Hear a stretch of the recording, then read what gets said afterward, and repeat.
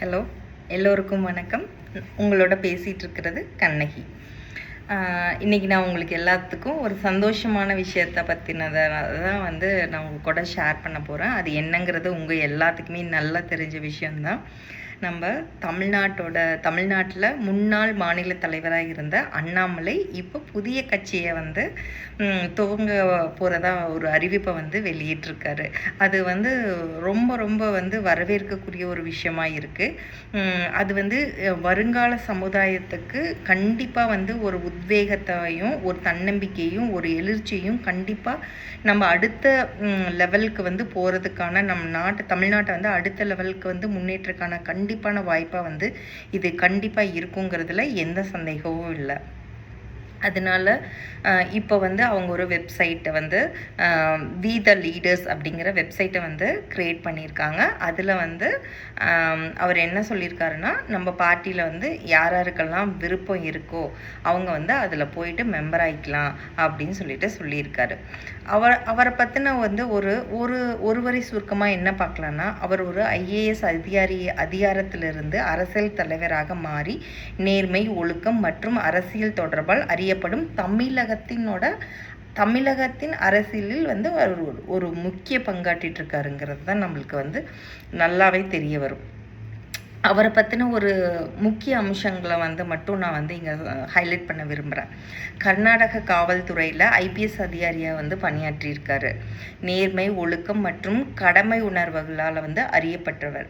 பொதுமக்களுடன் எளிமையாக பழகிய காவல் அதிகாரியாக பெயர் பெற்றவர். இந்த ஐபிஎஸ் பணியை விட்டுட்டு அரசியலில் அதுக்கப்புறம் இணைஞ்சார். அப்புறம் பாரதிய ஜனதா பிஜேபிங்கிற தமிழ்நாடு அந்த பார்ட்டியில் இணைஞ்சு அதில் பிஜேபி லீடராக பணியாற்றியவர். இளைஞர்களிடையே ஊக்கமளிக்கும் பேச்சாளராக அறியப்பட்டவர். கல்வி, தொழில் வளர்ச்சி, தமிழக முன்னேற்றம் குறித்து கருத்துக்களை முன்வைத்து வருகிறவர். சமூக ஊடகங்களில் அதிகம் பின்பற்றப்படும் தமிழக அரசியல் தலைவர்களில் ஒருவராக உள்ளார். பல்வேறு மாநில அளவிலான அரசியல் பயணங்கள் மற்றும் மக்கள் சந்திப்புகள் மூலம் கவனம் பெற்றவர். எல்லாத்துக்கும் மேலாக ஒரு துணிச்சல் மிக்கவர். தன்னால் இந்த சொசைட்டிக்கு ஒரு நல்லது செய்ய முடியும், என் மக்களுக்கு நான் நல்லது விளைவிக்குங்கிற ஒரு தன்னார்வ மிக்க ஒரு இளைஞராக அவர் செயல்படுறாரு. அது ஒரு லீடர்ஷிப் குவாலிட்டியை காட்டுது. நம்ம ஒரு படித்த இவ்வளோ நாள் நம்மளோட ஜென்ரேஷன் வரைக்கும் பார்த்த விஷயங்கள்ல முக்கியமானது நம்ம ரொம்ப பல காலமாக எல்லாத்துக்கூடையும் ஒரு பேச்சு வழக்கில் இருந்த விஷயம் என்னென்னா, ஒரு படித்தவர், நல்ல அறிவார்ந்தவர் இந்த சமுதாயத்தை வழி நடத்தணும் அப்படிங்கிறது தான். நம்மளுக்கு இத்தனை காலகட்டத்தில் அதுக்கு ஒரு வாய்ப்பாக ஒரு நல்ல எதிர்கட்சியாவோ எதுவுமே வரல. சமீபத்தில் வெற்றி பெற்ற கட்சிகள் கூட நீங்கள் பார்த்தீங்கன்னா நம்மளுக்கு அந்தளவுக்கு ஒரு அறிவார்ந்த சூழலை உருவாக்கல.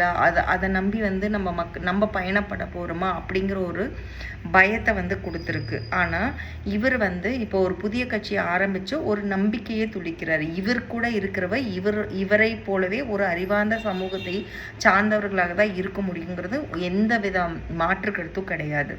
அதுபோக அவர் இன்றைய பேட்டியில் கண்டிப்பாக நான் எலெக்ஷனில் வரப்போ ஈவந்தோ அவங்க ஒரு கவுன்சிலராக நிற்கிறாங்க, ஒரு எம்எல்ஏவை நிற்கிறாங்க, இல்லை ஒரு மினிஸ்டராக போகிறாங்க, எந்த துறையாக இருந்தாலும் அவங்க எங்களோட பயிற்சி பற்றியில் நல்லா பயின்று நல்ல அறிவுமிக்கவர்களாக தேர்ந்து அதுக்கப்புறம்தான் மக்கள் களத்துக்கே போகிறாங்கங்கிற உறுதியையும் கொடுத்துருக்காரு. அதனால நம்ம ஒரு நம்பிக்கையோடு இந்த எதிர்காலங்களில் நம்ம அவரை பின்தொடரலாம். அவரோட தாட்ஸு என்ன அப்படிங்கிறது நம்மளுக்கு தெரிய வரும்.